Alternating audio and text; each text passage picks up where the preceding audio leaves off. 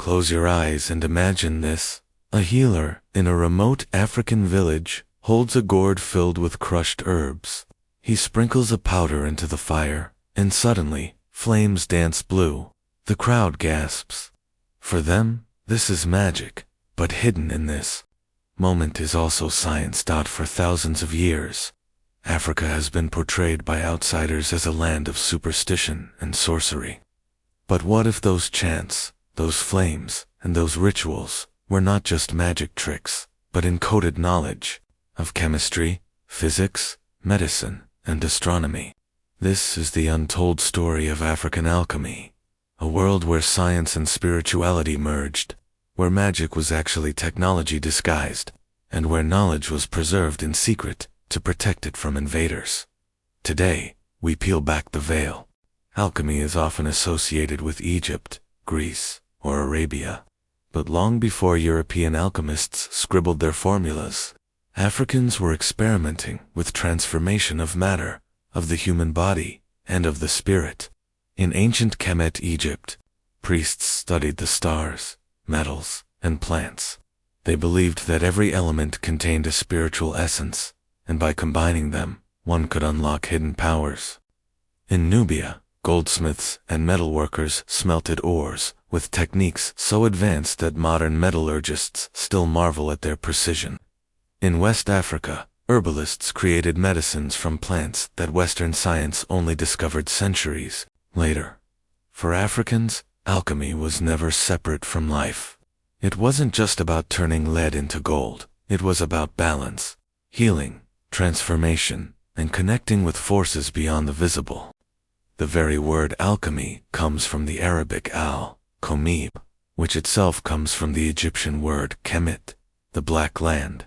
Egypt was not just the cradle of civilization, but the birthplace of what we call alchemy. The Emerald Tablets of Thoth, ancient texts attributed to the Egyptian god of wisdom, described the secrets of matter and spirit.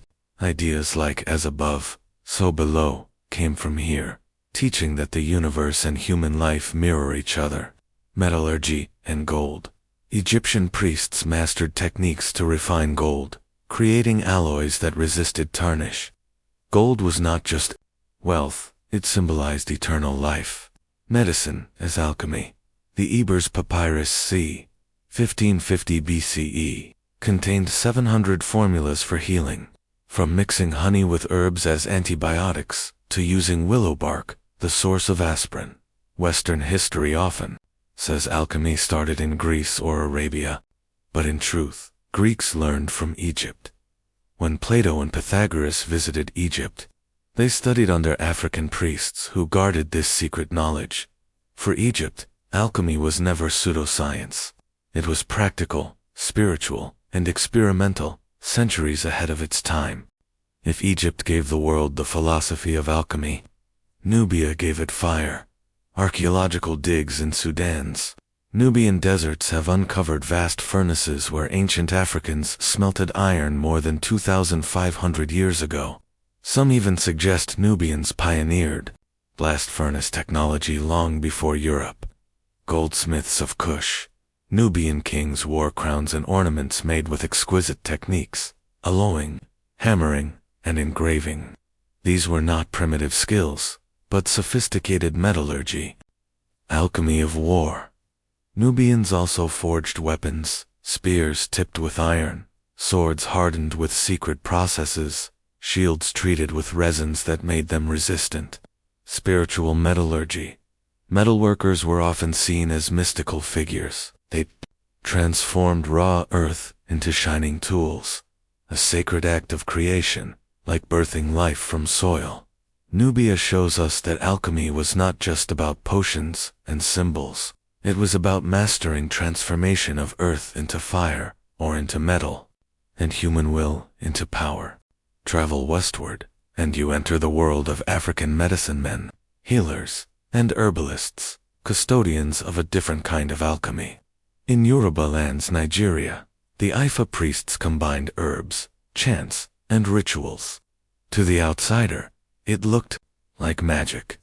In reality, they understood pharmacology, which plants could heal fevers, which roots could calm the mind. The Dogon of Mali not only knew herbal science, but tied it to astronomy.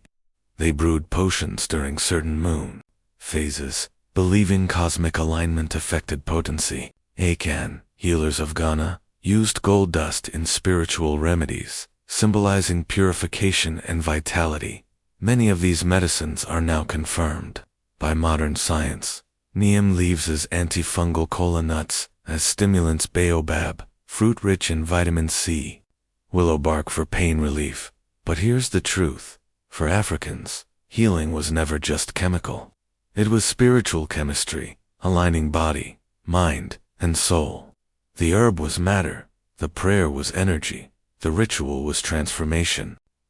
Alchemy in Africa was not always physical.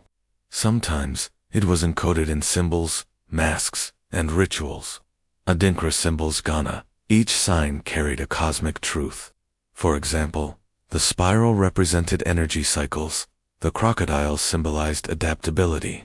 This was a symbolic alchemy, turning philosophy into visual codes. Masks and rituals. In Central Africa, masks were not just art, they were spiritual technology. When worn, they transformed the wearer into a spirit, an alchemical shift from human to divine. Spiritual transformation. Alchemy was also about inner change. Initiation rites across Africa were designed to turn boys into men, novices into priests. Through trials, scars, and rituals, the self was burned and reborn. Here lies Africa's hidden science, alchemy of the soul. To outsiders, it was witchcraft, but to insiders, it was the science of becoming more than human. Imagine a night thousands of years ago. No cities, no electric lights. Just the vast African sky, painted with billions of stars. For our ancestors, these weren't just distant fires.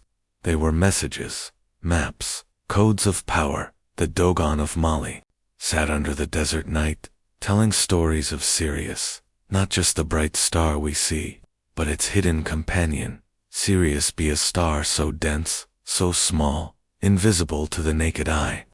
Yet the Dogon described it with stunning accuracy, centuries before modern science even had telescopes. How did they know? Was it myth, or knowledge passed down from a time we've forgotten? In ancient Egypt, priests built temples and pyramids that were not only monuments of stone, but monuments of the cosmos. The Great Pyramid, aligned with Orion's belt, stood as a mirror of Osiris, the god of rebirth. Solstices and equinoxes were etched into architecture, locking the cycles of heaven into earth itself. Far to the south, the Zulu shamans read the skies like scriptures. For them, constellations weren't just navigation tools, they were prophecies. Each human destiny, they believed, was already written in the night sky, waiting to be revealed. This was not astronomy. This was cosmic alchemy, the art of transforming the stars into wisdom, and wisdom into survival. Because for Africans, the heavens were never distant. They were alive, speaking, guiding, and every star was a spark of power. Knowledge is power, and power attracts enemies. That is why much of Africa's alchemy was protected by secret societies.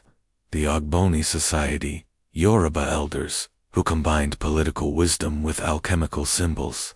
Their rituals used iron, earth, and fire as sacred elements of transformation. The Poro and San Societies West Africa, they trained initiates in herbalism, ethics, and spiritual sciences, hidden from outsiders.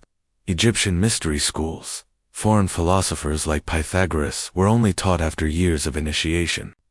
Outsiders saw temples, but the real science was locked in ritual chambers.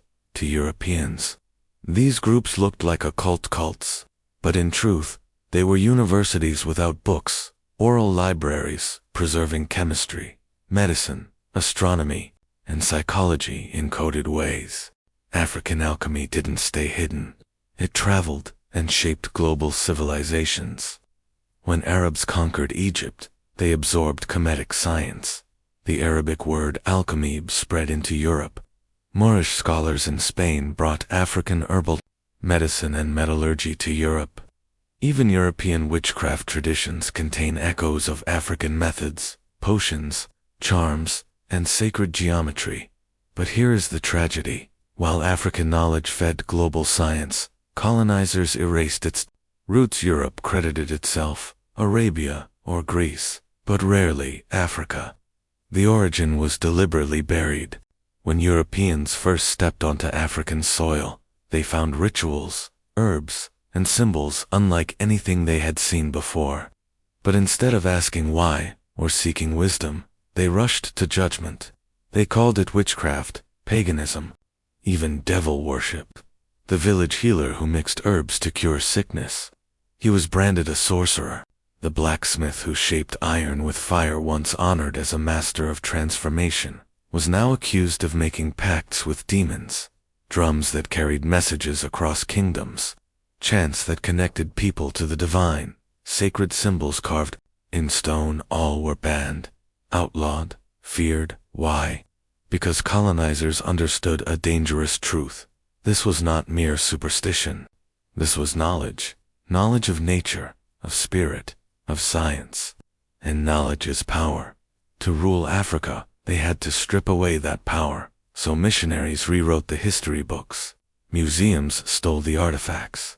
And Europe quietly claimed the discoveries of alchemy, chemistry, and medicine as its own, erasing Africa from its rightful place in the story. But African alchemy did not die. It adapted, it hid, it whispered.